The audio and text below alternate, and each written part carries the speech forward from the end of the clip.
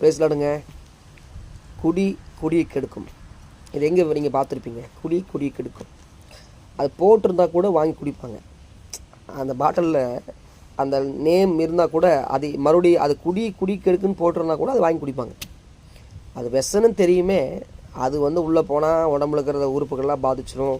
கணை போயிடும், கிட்னி போயிடும், கண் பார்வை சீக்கிரம் போயிடும், நரம்பு தளர்ச்சி ஆயிரும், ஆன்ம குறைவாயிரும், நிறைய விஷயம் அதில் போட்டிருந்தா அது இருந்தாலுமே அந்த குடிக்கிறவங்களால கட்டுப்படுத்த முடிய மாட்டேங்குது. ஒரு சகோதரர்கிட்ட பேசும்போது சொல்கிறாரு, அந்த சாராய கடை பார்த்தா அவருக்கு என்ன தோணுதான், ஆட்டோமேட்டிக்காக கால் போகுதான். அந்த சாராய கடையை பார்த்துட்டா அவர் அறியாமல் அந்த சாராய கடை கால் போகுதான். இது சொல்கிறேன், யோசிக்கிறேன் நான். அந்த காசு யார் காசு? அந்த காசு யாருக்கு போக வேண்டியது? குடும்பத்துக்கு போக வேண்டியது. அந்த காசு யாருக்கு செலவு வேண்டியது? தான் பிள்ளைகளுக்கு, தான் மனைவிக்கு செலவு வேண்டியது. ஆனால் அவர் சொல்கிறார், என் கால் என்ன மாட்டேங்குது, சாராய கடை பார்த்தா நிற்க மாட்டேங்குது. சாராய கடை திறந்தோன்னா அவர் போய் கடனாக வாங்கி அந்த சாராயத்தை குடிச்சிட்டு அவர் போதையில் இருந்து அந்த போதையிலேயே அப்படி இருப்பார். அந்த குழந்தைகளும் மனைவியும் அந்த ஒரு போதைக்கு ஊறுகா மாதிரி வச்சுக்குவார். யோசித்து பார்க்க முடியுதா? எங்கே இருக்கிறோம் நம்ம? எந்த உலகத்தில் வாழ்ந்துருக்குறோம்? குடியை கெடுக்குன்னு அவனே சொல்லி போடுறான். நீ குடித்தா நீ அழிஞ்சிருவேன்னு சொல்லி தான் போடுறான். ஆனால் குடிக்கிறான். குடி அவங்க இப்போ நிறைய பேர் மதுபான பிரியராமா. அவங்க பேர் என்ன? மதுபான பிரியர். குடிகாரன்னு சொல்லக்கூடாது, அவங்க யாருங்க? மதுபான பிரியராமா. நான் சொல்கிறேன் தேவைப்பிள்ளைகளே, குடி பழக்கம் தான் குடும்பத்தை அழிச்சிடும். குடி வெறி. எத்தனை பேர் இங்கே தமிழ்நாட்டில் விதவைகளாக மாறி வர்றாங்க. எத்தனை பேர் நினைக்கிறீங்க? உயிரோடு இருக்கும்போது மனைவி கண்டுக்காமல் குடிச்சு சத்து போயிடுற. அதுக்கப்புறம் மனைவி விதையானும் போது இப்போ யாரும் அவன் பார்க்குறா இவன் பார்க்குறான்னு நீ அழுகிற. இவன் முன்னாடி அவன் பார்க்குறான். நீ குடிச்சு செத்து போயிடுவேன். பொண்டாட்டி 4 பேர் பார்ப்பான். சொல்கிறது புரியுதா? குடி வெறி. எனக்கு யாருக்கு சிவந்த கண்கள், யாருக்கு அடிக்க உதை அப்படின்னா இந்த குடிகாரனுக்கு தான் அடி உதை. பைபிள் அப்படி தான் போட்டிருக்குது. ஒருத்தர் அப்படியே போயிட்டுருக்க டிச்சில் அப்படியே படுத்து கிடக்கிறார். அப்படியே கிடக்கிறார். படுத்து டிச்சுக்குள்ளேயே படுத்துக்கிட்டு. டிச்சுக்குள்ளே என்ன இருக்கும்? பண்ணி தான் இருக்கும். அவர் டிச்சுக்குள்ளே படுத்துக்கிறது. ட்ரெஸ் விளை தெரியுதா? ரோட்டில் ட்ரெஸ் விலகி கிடக்குது. மணலில் பாதிக்கப்பட்டவர்னா போய் நம்ம ட்ரெஸ் போட்டுலாம் அவருக்கு மணலை பாதிக்கப்பட்டிருக்குன்னு நம்ம சொல்லலாம்.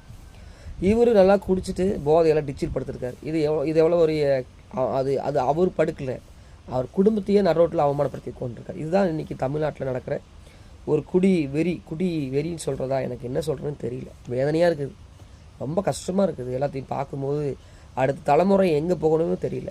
சின்ன 14 வயசு பையன் குடிக்கிறான், பெண்கள் குடிக்கிறாங்க. இப்படியே போச்சுன்னா நான் தமிழ்நாடு என்னதான் ஆகுமோன்னு தெரியல. அடுத்த தலைமுறை இருக்குமா இல்லையாங்கிற அளவுக்கு தமிழ்நாடு இருக்குது. நான் சொல்கிறது உங்களுக்கு கேட்குறீங்கன்னா தயவு செஞ்சு சொல்கிறேன். இது தனிப்பட்ட விருப்பங்கள் நிறைய பேர் இருக்கலாம். நான் குடிப்பேன், என்ன பண்ணுறது, எனக்கு ஜாலி குடிக்கிறேன். பாவம் என்றைக்குமே தொடர்ந்து குடிக்கும். பாவம் பின்தொடருமா. ஃபஸ்ட்டு பாவத்தை செய்யும் போது ஜாலியாக செய்வாங்க.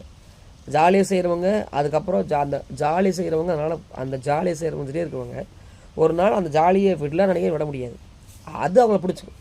முதல்ல பாவம் ஒரு மனுஷன் பாவத்தை பிடிப்பான். அதுக்கப்புறம் அந்த பாவம் அவனை பின்தொடரும்.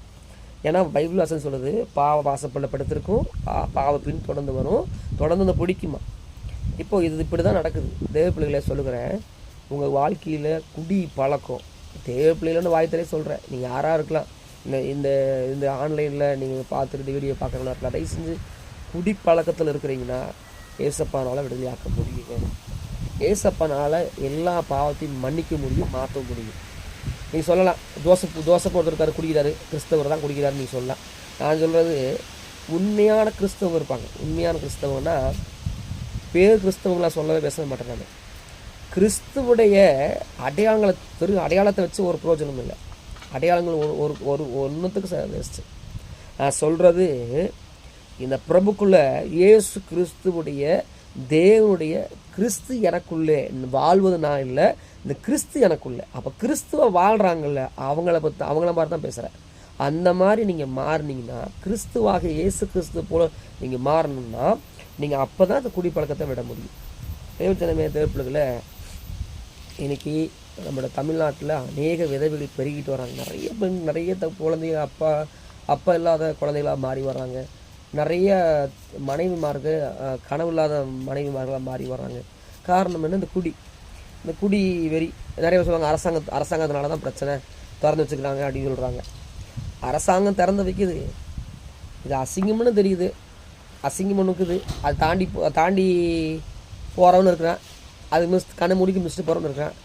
தாண்டி போகிற புட்சாலியா, மிஸ்ட்டு போகிறவன் புட்சாலியா சொல்லி பார்க்கலாம். சொல்கிறது சில இடத்த தாண்டி போயிடணும். அது தேவனுக்கு இது தேவ ஆலயங்க. இந்த ஆலயத்தை குடிச்சு லிவர் போய், நான் எத்தனை பேர் ஜெபிக்கும் போது ஒருத்தலாம் வர்றாங்க, லிவரெல்லாம் போய், கிட்னி போய், வரலாம் பார்க்க முடியலைங்க. வயசான காலத்தில் அவங்க குடும்பத்துக்கும் பாருங்க, குடும்பத்தில்